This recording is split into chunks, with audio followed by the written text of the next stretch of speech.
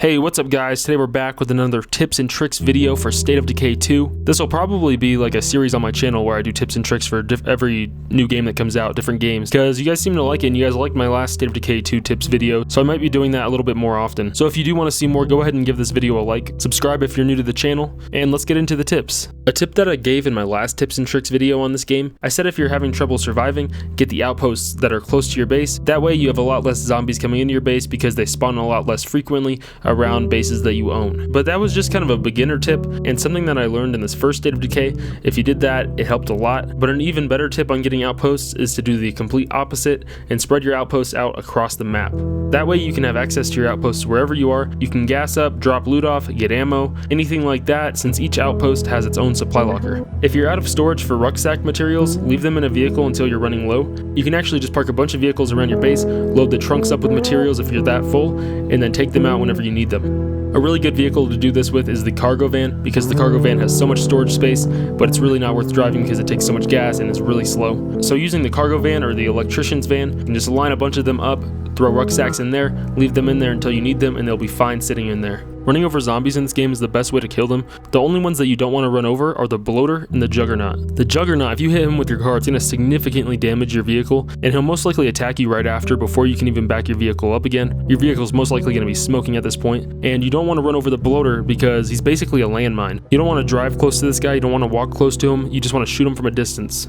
And real quick, while I'm talking about this tip, a tip for the bloaters is to always be aware of them. Sometimes you'll be just driving down the road, you don't even see them laying in the middle of the road and you just run them over. It screws up your entire plans for the day, the mission that you were going to, because you're almost dead now, you're fatigued. Now you've got to go to the infirmary for gas inhalation, use a first aid kit, or just sleep. You can't use his character now because he's pretty much screwed for the day. I don't know if I have any gameplay of it, if I have any footage of it still, but if I do, I'll be playing it right now. You have to really be careful when traveling with a solo teammate, when you're not playing co-op and you're just using a random survivor from your main outpost, because he or she will actually open the door and specifically try to hit that bloater. Like your survivor teammates are idiots in this game. You don't want to trust them too much. At least that's what happened for me. I was clear away from that bloater, and I think my survivor hit him with the door and just completely screwed us. But the reason I'm talking about running zombies over with your car is because I wanted to talk about the best way to not damage your car. No matter what, your car's gonna get damaged from hitting zombies, no matter where on the vehicle you hit them. Backing up into the zombies does less damage to your vehicle, but it's still gonna damage it. The best way to kill zombies though is to use your door.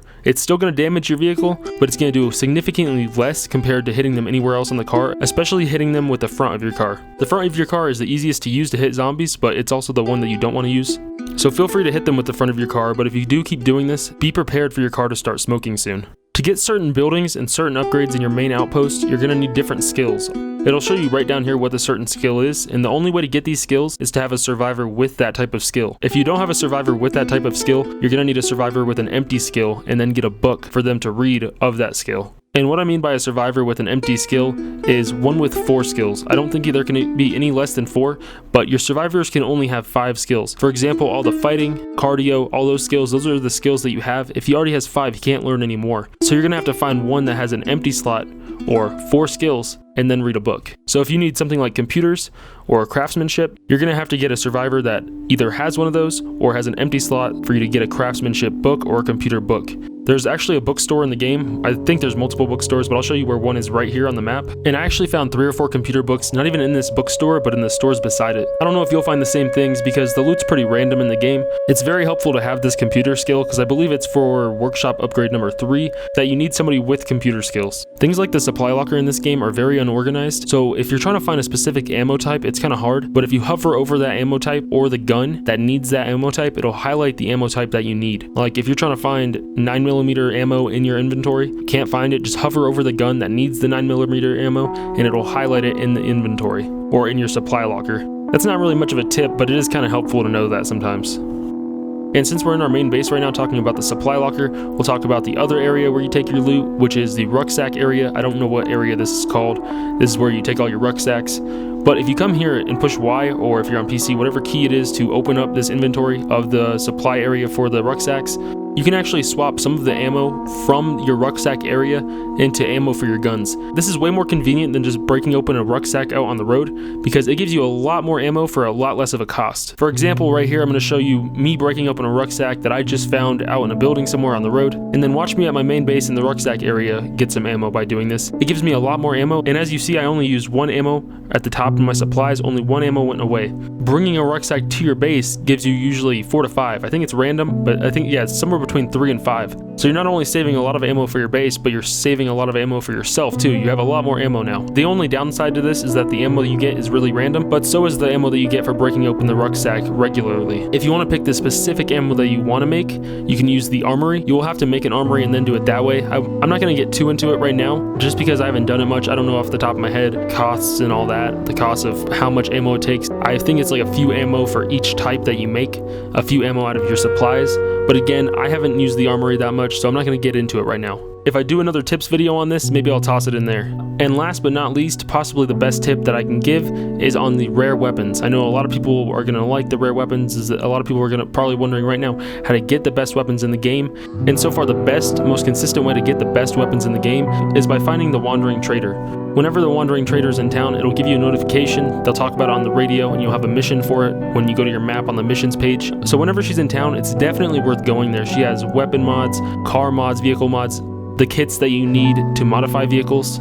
I've only been to her one time, but she had a crazy 50 cal in there for 1500 influence, which I bought, and she had a crazy AK in there as well. Also, a quick tip on traders: the regular traders' inventories will refresh every 24 hours in game, or every day. Every day the trader's inventory will refresh. I might make a separate video on like the best loot spots in the game, best traders in the game, best rare weapons in the game, all that. I said that one was going to be the last tip, but I actually have one more that I wanted to talk about. Before completing the game, before you do the last mission, it'll warn you before you do the last mission. The game's going to end. So before completing that last mission, if you want to keep any crazy weapons that you got, your best weapons or whatever, join a friend's co-op game or have him join you and give him all of your weapons for him to put in his supply locker. You can both access you guys' own supply locker in the same game, so just drop the weapons for him. He can easily put the weapons into his supply locker, and then they can give you the weapons back after you start a new game. Also, you'll be able to pick 3 different survivors after completing the game, so any loot that they have on them, you'll be able to keep as well.